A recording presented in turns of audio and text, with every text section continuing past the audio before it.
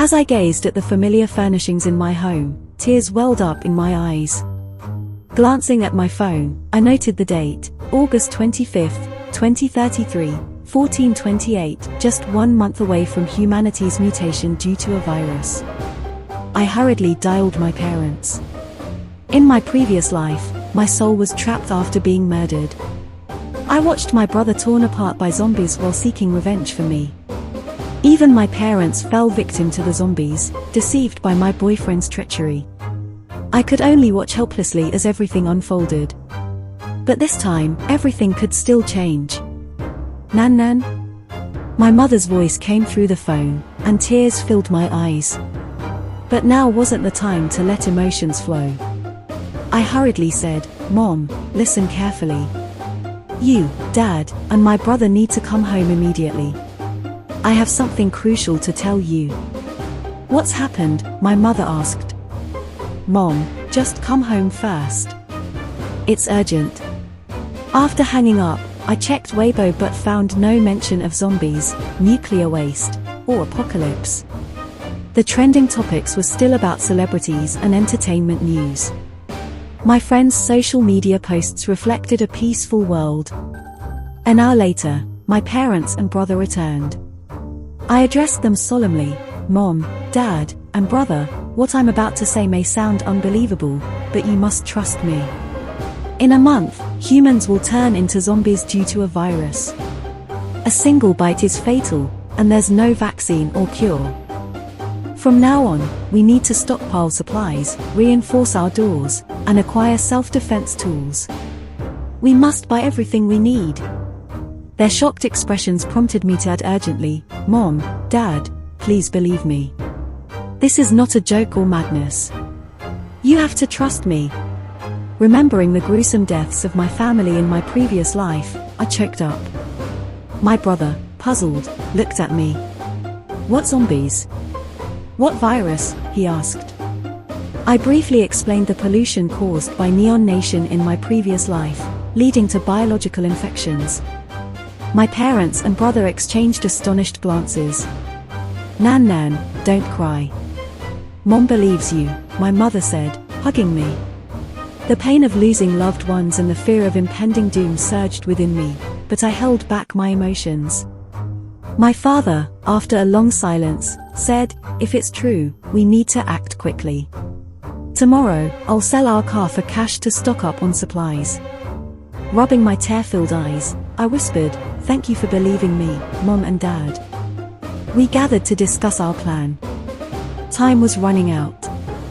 We sold our belongings, including our house, and used the proceeds to buy essential supplies.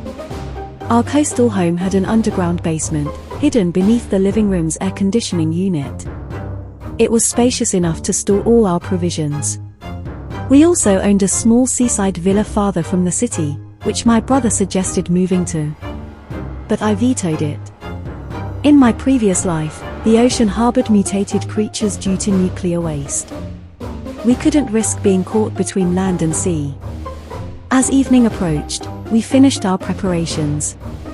Emotions swelled within me, joy at my second chance, relief at reuniting with my family, anger at my boyfriend's betrayal, and grief over my past losses. I lay in bed, unable to sleep, contemplating the uncertain duration of this apocalypse. All we could do was stockpile and hope for survival. 29 days remained until humanity's mutation.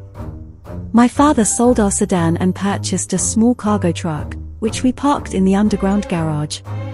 My mother and I packed up the house, discarding non-essential furniture into the truck to make space for supplies. To avoid drawing attention, my father and brother secretly transported the furniture to our suburban villa late at night. Once most of the furniture was moved, I listed the suburban villa on a real estate app, pricing it at half its value. With additional free furniture, potential buyers flocked to see the property. Within days, through listing, viewings, contract signing, and full payment, we suddenly had an extra $5 million in hand. In my previous life, I was a web novel writer. Although I didn't earn as much as my doctor brother, combined with my parents' retirement funds and savings, we had over $8 million. Thanks to my parents' connections from their supermarket business, I compiled a shopping list. The four of us headed to the city's largest market. We bought 200 bags of flour, 200 bags of rice, 100 barrels of cooking oil, 200 packs of instant noodles, canned meats, fruits, eggs, and even 50 bags each of barley and black rice. Anticipating water and power shortages during the apocalypse, I had my father purchase 10 generators, 5 large refrigerators, and numerous power banks. The next day at noon, while most people napped in the sweltering heat, my brother and I bought more. 200 self-heating hot pots, 200 cases of instant noodles, 100 packs of vegetarian meals, 100 packs of snail noodles, and a variety of snacks like compressed biscuits, turkey noodles, and potato chips, anything to stave off hunger. Due to our substantial water needs, a neighboring city supplied additional water. It would arrive in about 3 days. The factory owner grinned, asking why we needed so much. We brushed it off with a vague excuse, pretending it was for evacuation. But honestly, if we could leave this planet, I'd take my family to Mars immediately. By the time we finished transporting everything, it was well past midnight.